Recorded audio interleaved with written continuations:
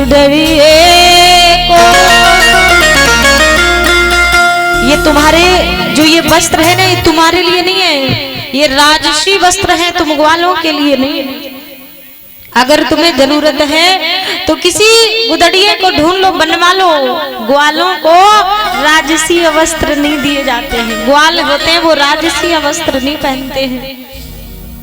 एक मुष्टिक का प्रहार किया, धोबी जल में धंस गया। भगवान आगे चलते हैं। एक सुदामा नाम के माली मिलते हैं मथुरा में, जो श्याम सुंदर को माला पहनाते हैं। अब प्रभु आगे चलते हैं तो चंदन की महक आ रही है। दाऊ भैया, ये चंदन अधिक प्रिय है, ये चंदन लेकर कौन आ रहा है? सामने देखते 3 जगह से टेढ़ी कुब्जा चली आ रही है। 1-2 जगह से नहीं, 3 जगह से वह टेढ़ी है।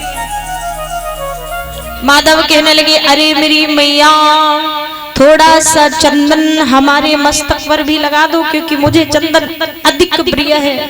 ज्यादा मत लगाओ, थोड़ा सा चंदन लगा दो। कुब्जा कहने लगी, अच्छा। एक बार कह रहे, तुम अति प्रिय सुंदर हो, हे सुंदरी, क्या मैं तुम्हें सुंदर लगती हूँ?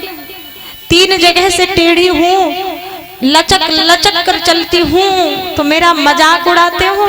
3 जगह से टेढ़े हैं, लचक लचक कर चल रहे हैं, तो मेरा मजाक उड़ाती हो। माधव कहने लगे, नहीं नहीं मैया, आप माँ के समान हैं, आप मैया हैं, मैं आपका मजाक कैसे उड़ा सकता हूँ?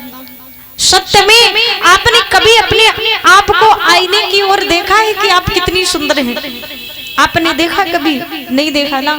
कैसे देखूं? जब मैं स्वयं को जानती हूँ कि मैं 3 जगह से टेढ़ी हूँ, तो मैं आईना क्या देखूं?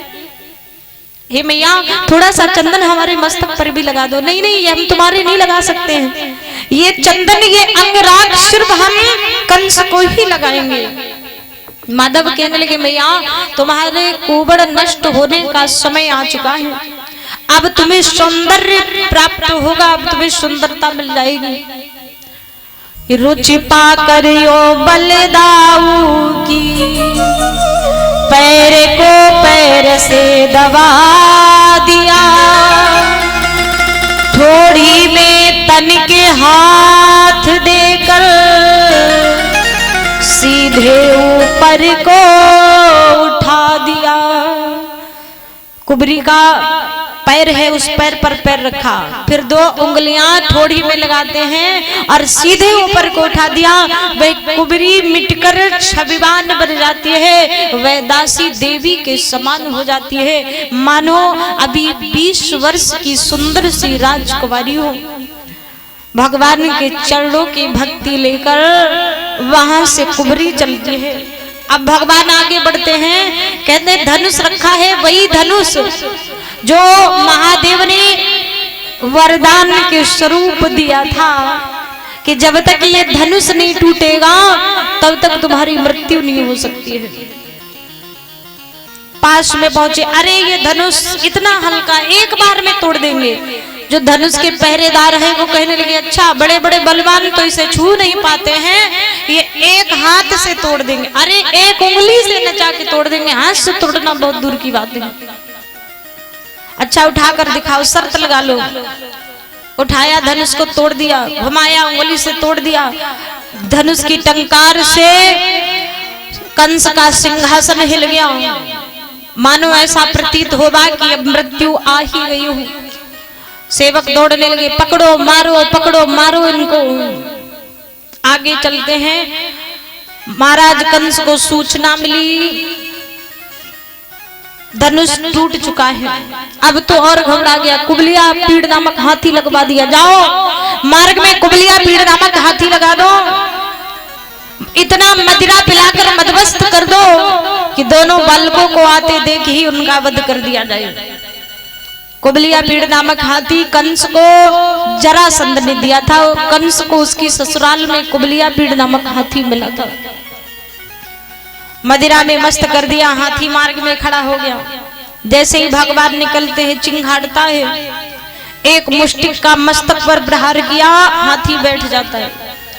आगे चलते हैं, भगवान कंस की रंगशाला में पहुंचे तो देखा क्या, कंस ने खल तोसल मुष्टिक चारूढ़ योद्धा लगवा दिए, पहले इनसे युद्ध करो। अब भगवान खल तोसल मुष्टिक चारूढ़ से युद्ध करते हुए उनका वध करते हैं। और कंस क्या देखता है कि वो कृष्ण मेरे सिंहासन पर खड़े होकर मेरे बालों को पकड़कर खींच रहा है। कंस को सिंहासन से बालों से पकड़कर खींच लिया। कंस भागना चाहता है, प्रभु भागने नहीं दे रहे उसे। दशमी तिथि है, कृष्ण पक्ष की चतुर्दशी है, दशमी तिथि है। कंस का वध करने के लिए प्रभु बालों को पकड़े हुए। कंस कहता छोड़ दो, भगवान कहते याद करो तुमने मेरी मैया देवकी के बालों को पकड़कर खींचा था, तब क्या मेरी मैया के बालों में दर्द नहीं हुआ था, पीड़ा नहीं हुई थी? याद करो, रथ से पकड़कर खींचा था। कंस कहता छोड़ दो, नहीं। एक मुष्टि का प्रहार करते जमीन में गिर जाता है, छाती पर बैठकर प्रहार करते हुए दशमी तिथि के दिन आज मेरे गोविंद ने कंस का वध किया। बोले गोविंद भगवान की, बोली रास बिहारी सरकार की। और लीजिए आप अजूबा कानपुरी के द्वारा एक सुंदर सी झांकी देख लें, उसके बाद आगे चलते हैं। उद्धव और गोपी संवाद, किस प्रकार से उद्धव जी गोपियों से मिलने के लिए जाते हैं, ये पावन सुंदर सा संवाद आएगा। वध करने के बाद में कारागार में प्रवेश करते हैं। माता देवकी देखती है, कौन हो तुम? गोविंद कहने लगे मैया मैं तुम्हारा लाल। आज माता देवकी हृदय से लगाती है, गले से लगा लिया। कारागार से बाहर निकाला, सबको मुक्त किया जितने बंदी बने हुए थे। और उसके बाद में उग्रसेन को राज गद्दी दी, उग्रसेन को राज गद्दी पर बिठाया गया। और भगवान श्याम सुंदर मुरली मनोहर को देवकी और वसुदेव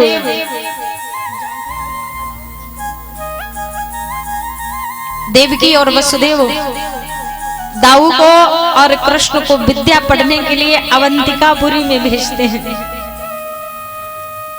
दोनों भाई विद्या पढ़ने के लिए अवंतिकापुरी में जाते हैं। अवंतिकापुरी उज्जैन में सांदीपन गुरु का आश्रम है। और सांदीपन गुरु के आश्रम में न जाने कितने शिष्य हैं जो विद्या को पढ़ते हैं। 64 दिनों में प्रभु ने विद्याओं को प्राप्त किया है। शास्त्र, उपनिषद, वेद, एक भी ऐसे ग्रंथ नहीं है जो प्रभु ने प्राप्त न कर लिए हों। 64 दिनों में विद्याओं को प्राप्त कर लिया। अब प्रभु गुरु मैया से कहते हैं मैया मांगो, जो हमें शिक्षा देता है उसके बाद में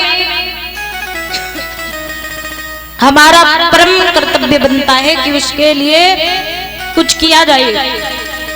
तो पूछते हैं बताइए दक्षिणा में आपको क्या चाहिए? सांदीपन गुरु कहने लगे हमारे 6 पुत्र एक दिन समुद्र के तट पर जाते हैं, तब से आज तक वो लौट कर नहीं आए, हमारे उन 6 पुत्रों को वापस कर दो। आज भगवान यमलोक में जाते हैं और यमलोक से गुरु माँ के 6 पुत्रों को लेकर आते हैं। गुरु माँ को भेंट किए उन 6 पुत्रों को और तदुपरांत लौटकर मथुरा नगरी में आते हैं। यहाँ से उद्धव गोपी संवाद प्रारंभ होगा।